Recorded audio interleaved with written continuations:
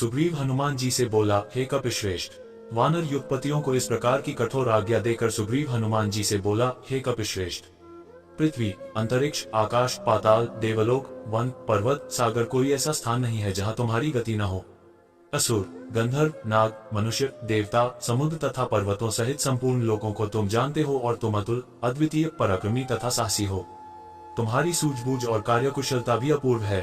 यद्यपि मैंने सीता जी की खोज के लिए सब वानरों को आदेश दिया है, परंतु मुझे सच्चा भरोसा तुम्हारे ऊपर ही है और तुम्हें ही उनका पता लगा कर लाना है। सुग्रीव का हनुमान जी पर इतना भरोसा देखकर राम बोले, हे हनुमान जी, सुग्रीव की भांति मुझे भी तुम पर विश्वास है कि तुम सीता जी का पता अवश्य लगा लोगे।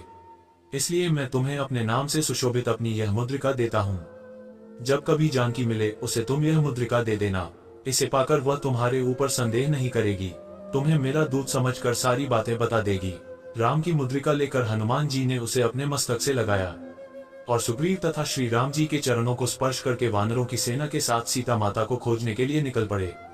शेष वानर भी सुग्रीव के निर्देशानुसार भिन्न भिन्न दिशाओं के लिए चल पड़े।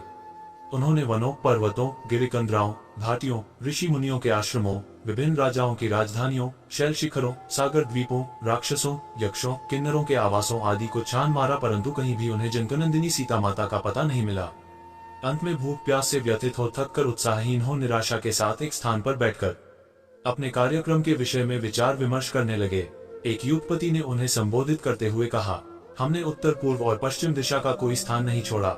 अत्यंत अगम्य प्रतीत होने वाले स्थानों को भी हमने छान मारा, किंतु कहीं भी महारानी सीता का पता नहीं चला। मेरे विचार से अब हमें दक्षिण दिशा की ओर प्रस्थान करना चाहिए। इसलिए अब अधिक समय नष्ट न करके हमें तत्काल चल देना चाहिए। युगपति का प्रस्ताव स्वीकार कर सबसे पहले यह दल विंध्याचल पर पहुंचा। वहां की गुफाओं, जंगलों, पर्वत शिखरों आदि सभी स्थानों को उन्होंने छान मारा, किंतु जनकनंदिनी सीता के उन्हें दर्शन नहीं मिले। विंध्य पर्वत के आसपास का महान देश अनेक गुफाओं तथा घने जंगलों से भरा था, इसलिए वहां जानकी जी को ढूंढने में उन्हें अत्यंत कठिनाई का सामना करना पड़ा।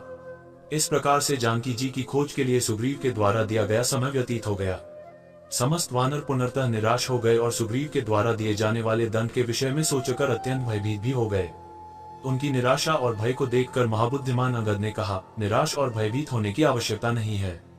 यदि हम सभी वानर अभी भी प्रयत्न करके जानकी जी को खोज लेंगे तो महाराज सुग्रीव प्रसन्न ही होंगे। कर्म का फल अवश्य ही मिलता है, अतः खिन्न होकर उद्योग को छोड़ देना कदापि उचित नहीं है।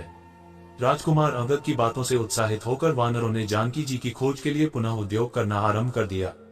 वहां के अत्यंत भयंकर तथा सुनसान जंगलों में न तो पानी मिलता था और न ही किसी प्रकार के कंद मूल फल ही मिलते थे।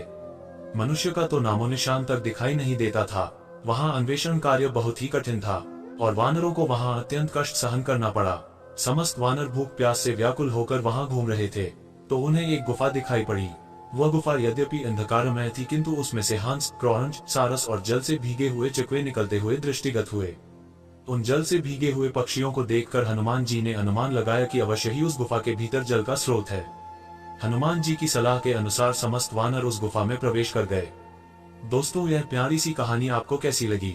हमें कमेंट बॉक्स में कमेंट करके जरूर बताएं और साथ में वीडियो को लाइक और अपने दोस्तों को शेयर जरूर करें।